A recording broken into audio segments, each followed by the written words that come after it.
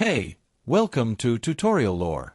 This video explains the Paku Air Quality Tracker app and whether it's worth using. Quick disclaimer. This is an explained review based on user feedback and online data, not personal use or a visual demo. Paku is an air quality tracking app designed to help users monitor real-time AQI levels using publicly available data sources. The app provides detailed pollutant breakdowns, location-based readings, and easy-to-read graphs that show how air quality changes throughout the day.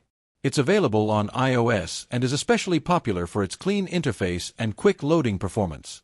The app's main feature is its real-time AQI dashboard.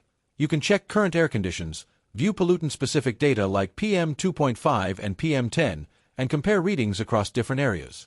Paku also supports widgets, giving users instant AQI visibility on their home screen without opening the app. If you found this video helpful so far, drop a like. Let's talk about how it performs in actual use. Many users appreciate its accuracy, minimalism, and speed.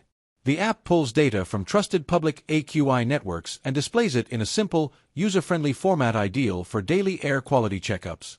The widget support is highly praised, making quick monitoring effortless. However, there are some drawbacks. Paku does not support features like push alerts, device pairing, or personalized recommendations found in more advanced air quality apps. It also relies entirely on external data sources, so accuracy may vary depending on your region's sensor availability.